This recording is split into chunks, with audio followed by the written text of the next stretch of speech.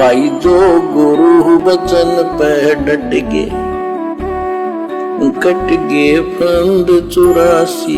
यानी परमेश्वर रामपाल जी की 90% संगत, जो संगत सतलोक आश्रमों से जुड़ी हुई है, जो संगत ज्ञान को आधार बनाकर भक्ति मार्ग पर नहीं चलती है, जो संगत महाभारत की गांधारी की तरह जानबूझकर साध संगति के वीडियो देखने के बावजूद भी आंखों पर अज्ञानता की काली पट्टी बांधकर बैठी हुई है, वो संगत साहेब कबीर जी की वाणी, यानी वो संगत तो भगवान मानती है इस डाडी मूछ वाली कबीर जी की काल्पनिक फोटो को कि कबीर भगवान, कबीर भगवान, कबीर भगवान, कबीर भगवान।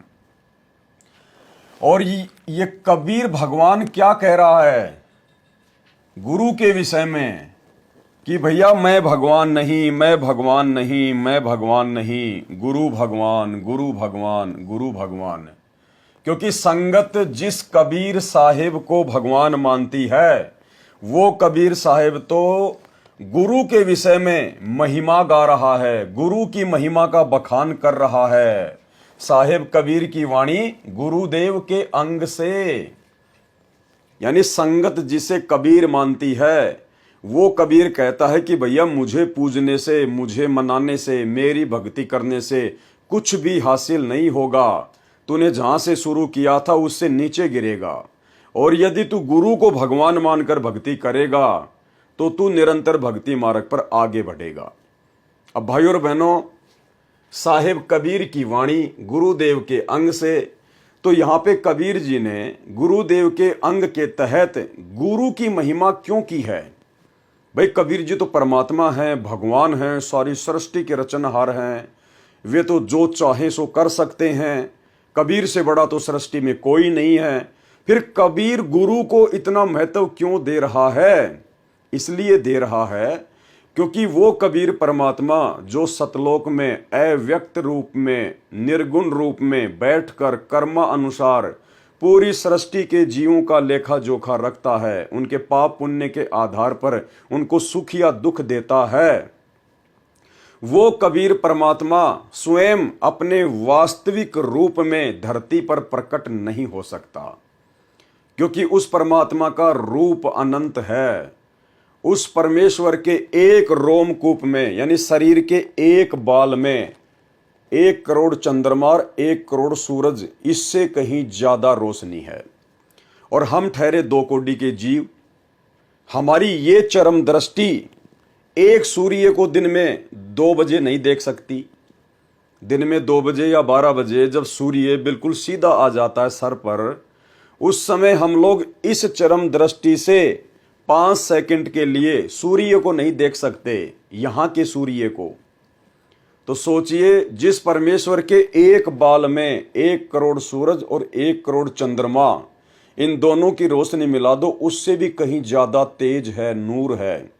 और परमेश्वर की टोटल बॉडी के ऊपर 3.5 करोड़ बाल हैं।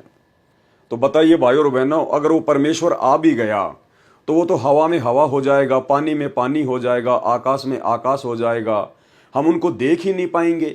तो परमेश्वर जी आके क्या करेंगे अपने वास्तविक रूप में?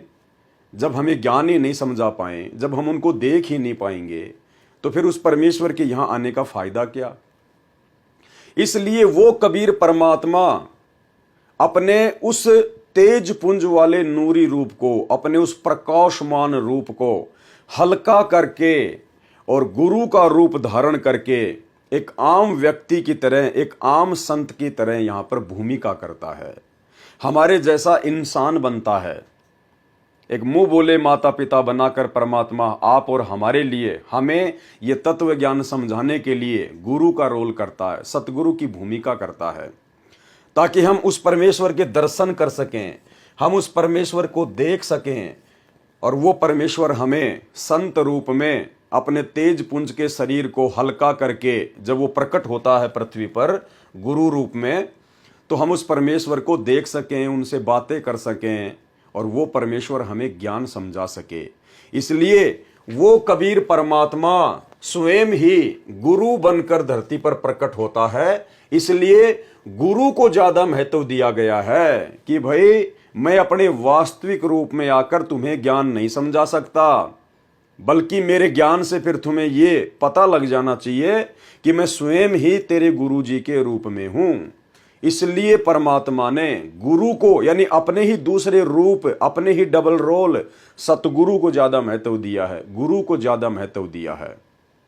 भाई और बहनों, हमें कैसे विश्वास हो कि वास्तव में आज धरती पर वो कबीर साहिब स्वयं सतगुरु रामपाल जी हैं, वो कबीर परमात्मा आज धरती पर गुरु की भूमिका में संत रामपाल जी के रूप में प्रकट हैं। हमें कैसे विश्वास हो? तो विश्वास तो भाई और बहनों ज्ञान से होगा। और यदि हमारे पिछले भक्ति संस्कार मजबूत नहीं हैं तो चाहे हम कितना ज्ञान सुन लें हमें विश्वास नहीं हो पाएगा।